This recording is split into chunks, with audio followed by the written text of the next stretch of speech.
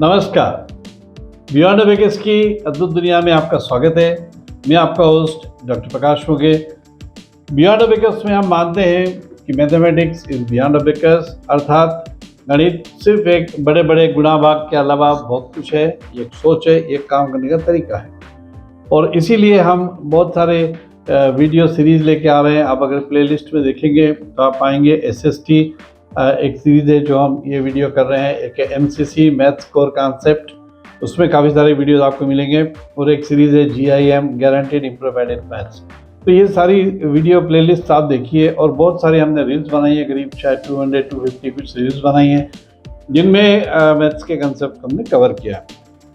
और ये जो सीरीज़ आप जो वीडियो देख रहे हैं जिसका नाम है SST या सपोर्ट सिस्टम टूल्स और टेक्निक्स और टॉपिक्स, ये हमने बनाए हैं।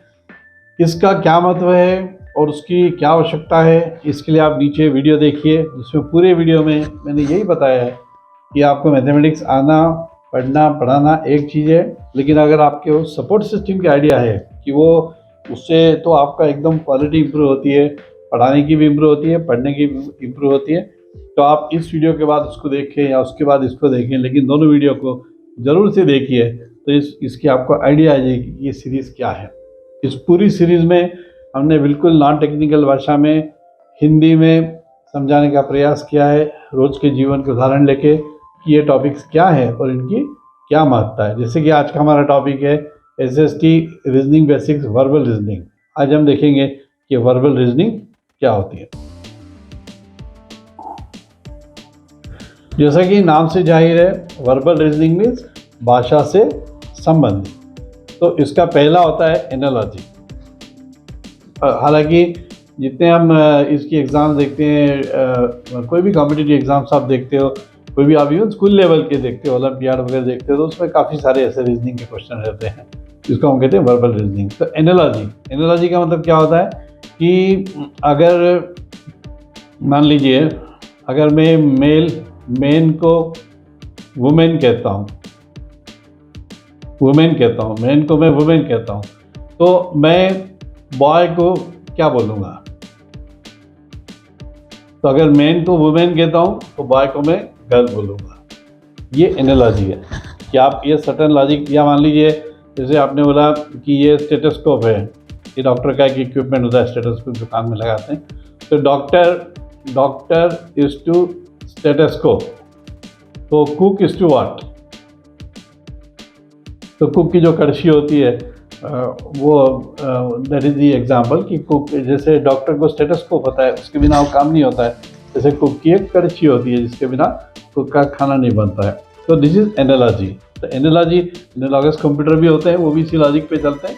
तो analogy means comparing a parallel, उसी तरह का समानांतर विचार रखना, this is analogy.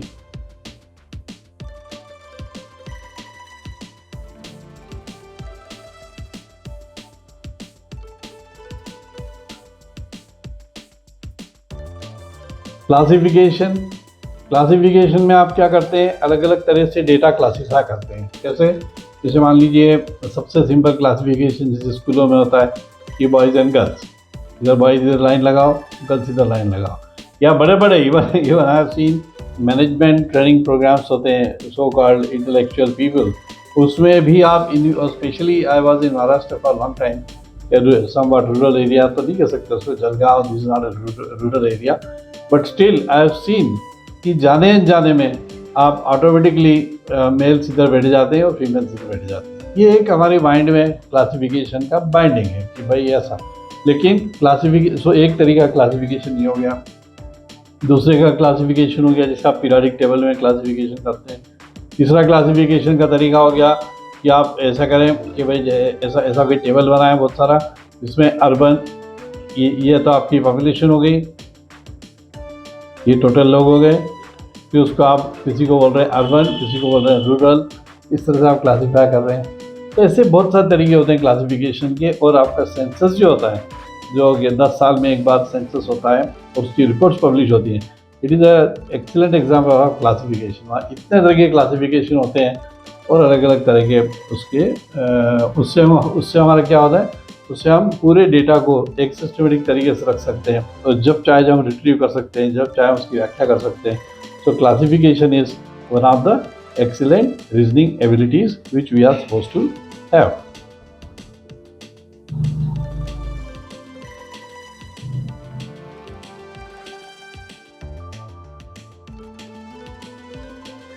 Series completion, ये तो बहुत ही हमको सबको आइडिया है कि सीरीज कंप्लीशन क्या होता है.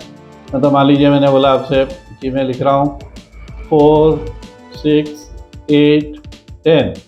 अब मैंने 2 डैश छोड़ दिया इसके आगे, तो कोई छोटा बच्चा भी इसको बोल देगा कि 2 ऐड होते जा रहा है. एक तो ये होती है this called arithmetic progression positive.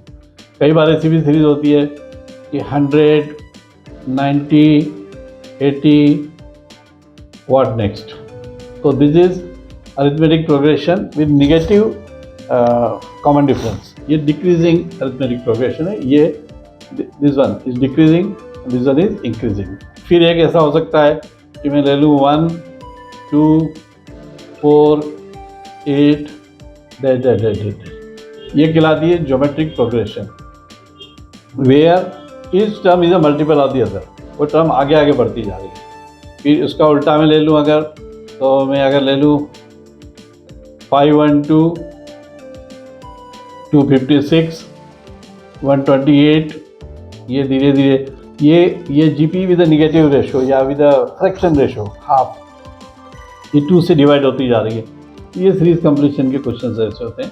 कई बार सीरीज कंप्लीशन के क्वेश्चन थोड़े डिफिकल्ट भी होते हैं. जैसे मान लीजिए मैंने लिखा 1, फिर मैंने लिखा 4, फिर मैंने लिखा 9, फिर मैंने, ये भी वैसे इजी है.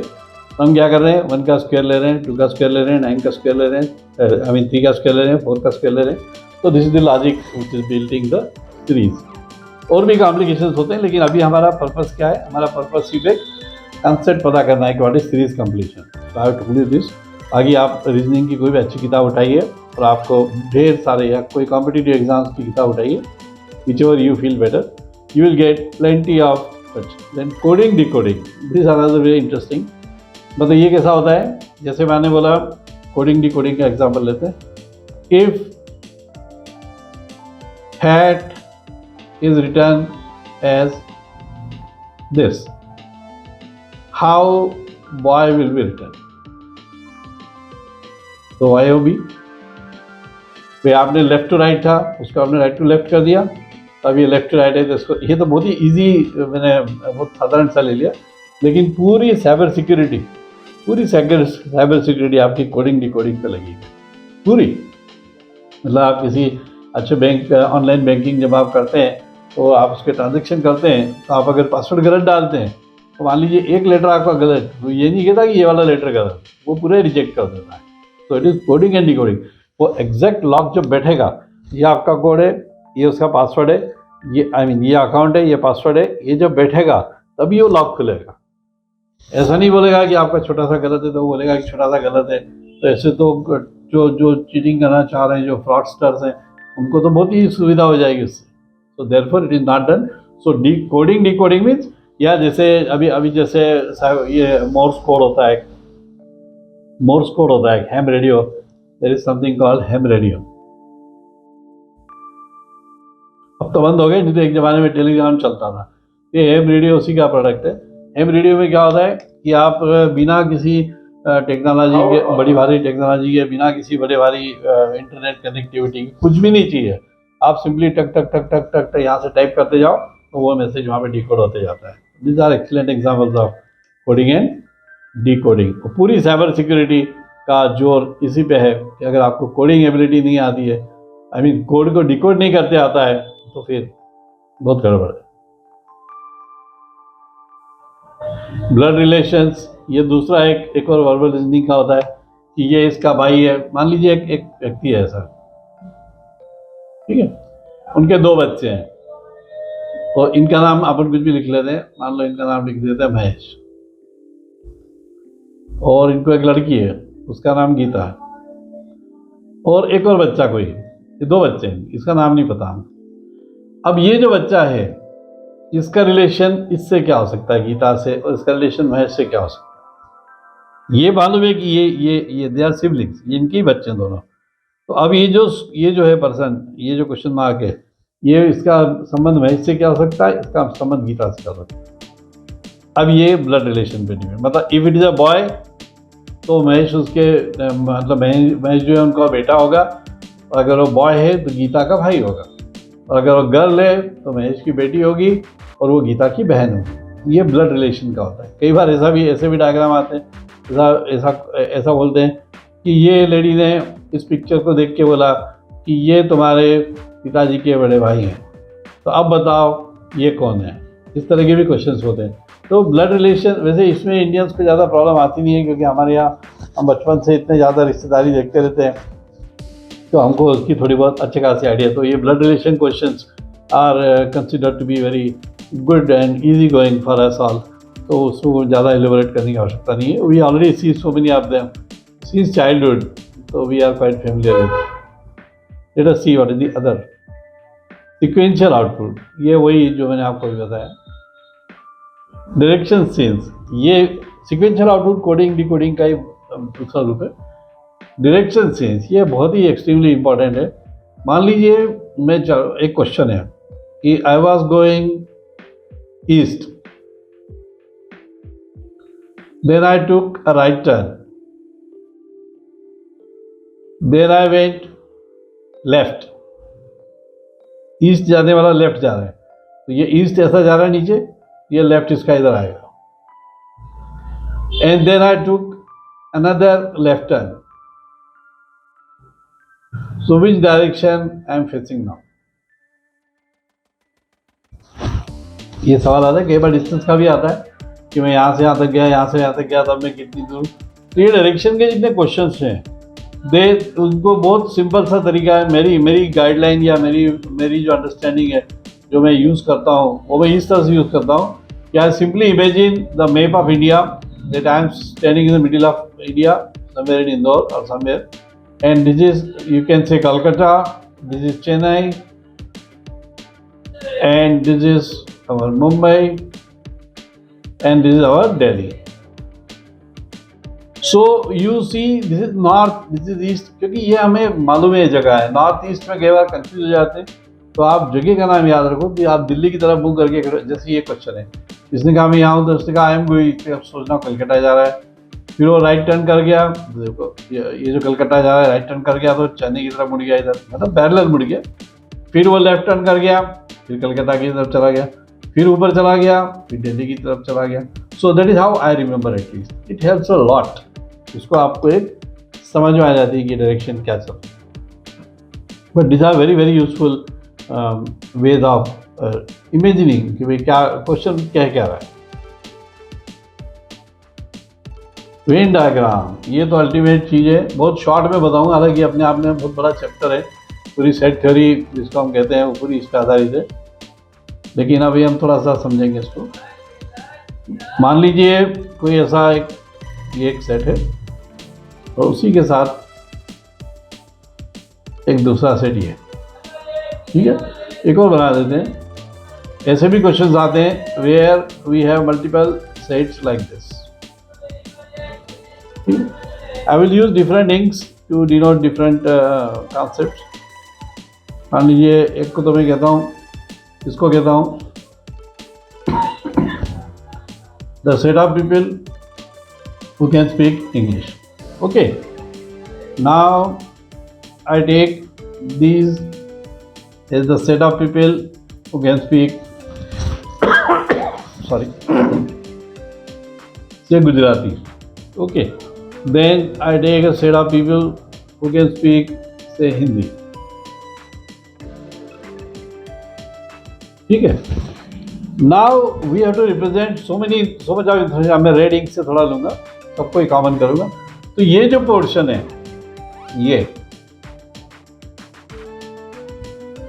ये वो लोग हैं जिनको हिंदी, इंग्लिश, गुजराती तीनों आती है। They are good at all the things. Because that is common. ये कौन लोग हैं?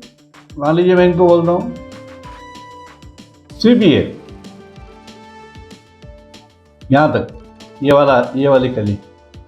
तो these are the people who know Hindi and English both. ये कौन से लोग हैं? मान लो मैं एक और कलर ले लेता हूँ यहाँ, मान लो मैं इसको शेयर करता हूँ, ये कौन लोग हैं?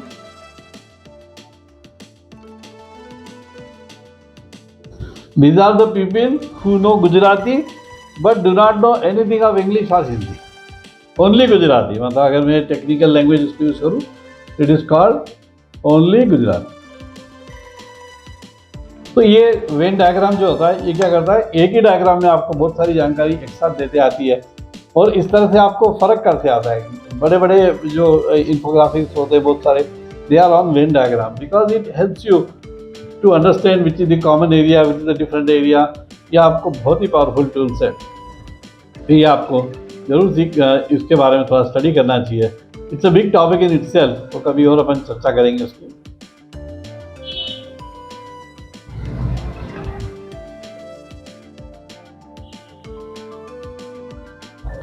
मैथमेटिकल ऑपरेटर्स बहुत सिंपल से ऑपरेटर्स हैं जो हमारे रूटीन ऑपरेटर कौन कौन से होते हैं मैथमेटिकल ऑपरेशन।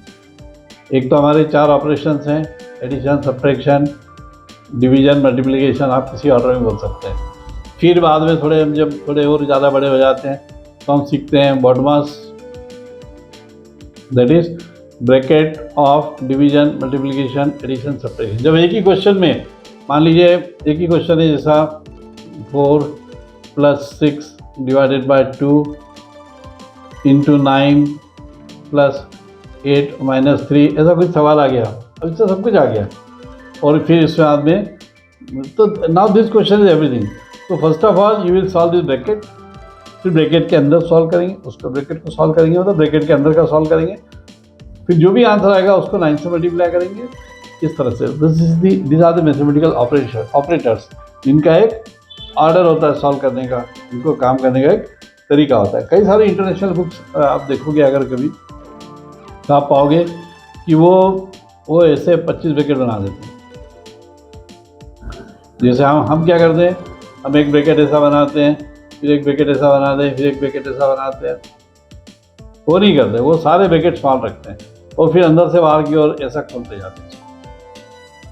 वो ऐसा करते हैं। कई सारी बुक्स में आपको दिखेगा 1 2 3 4 भी लिखा है, ये वो समझाने की स्टेज रहती है। जैसे मैथमेटिकल ऑपरेशंस होते हैं which are part of verbal reasoning, because you should be knowing verbal reasoning means any question which requires the knowledge of language and the knowledge of numbers and the formula etc etc। ये बिल्कुल important बात है। Logical sequence of words, ये तो बहुत ही आसान सा है। जैसे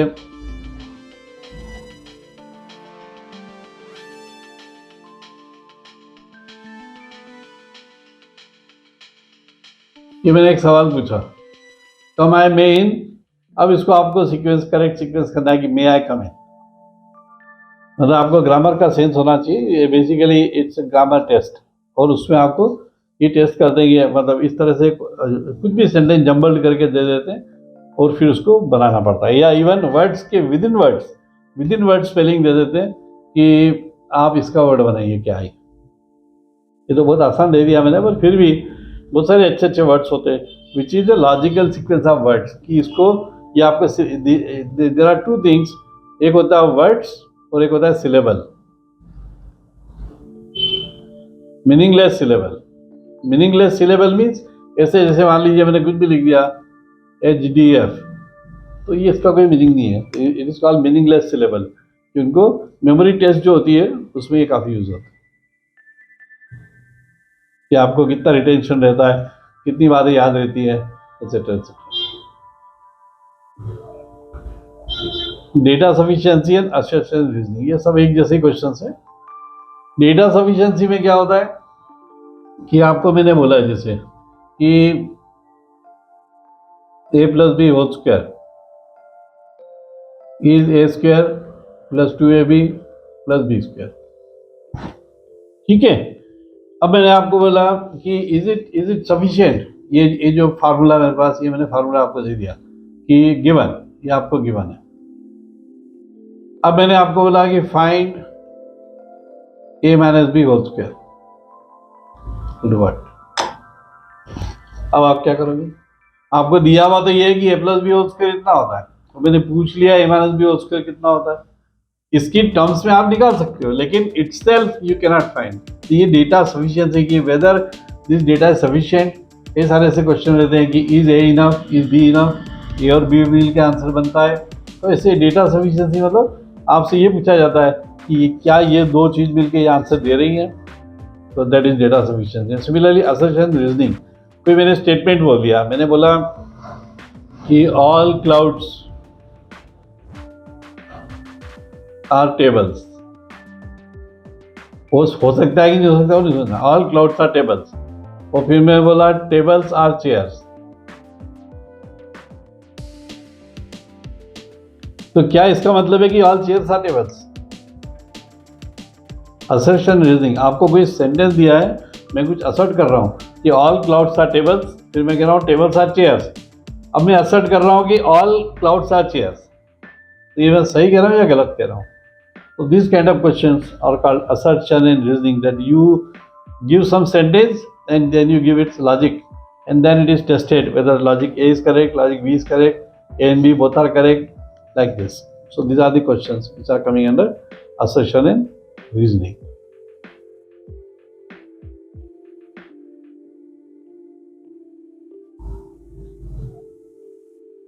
So we saw that verbal reasoning जो होती है बहुत ही महत्वपूर्ण एक टॉपिक है, और आप कमेंट करके आपके भी ओपिनियन या आपने ऐसे कुछ टेस्ट क्वेश्चन लिखे होंगे तो उसके बारे में लिखिए, हमें कमेंट पढ़ना आपकी बहुत अच्छा लगता है। और साथ ही हमने बहुत सारे रील्स बनाई हैं, उनको आप देखिए, तो 30 सेकेंड की रील्स हैं, तो that will give you insight into one topic of mathematics each time, one part of mathematics each time. और साथ ही हमारी गारंटीड इंप्रूवमेंट इन मैथ्स देखिए, जिससे, और आपको अगर मैथ्स आपका ठीक नहीं है या किसी और का लगता है आपको ठीक नहीं है, तो आप हमसे मिलवाइए, हम उसका मैथमेटिक्स गारंटीड इंप्रूवमेंट करके देंगे। चलिए मिलते हैं अगली वीडियो में, तब तक के लिए नमस्कार।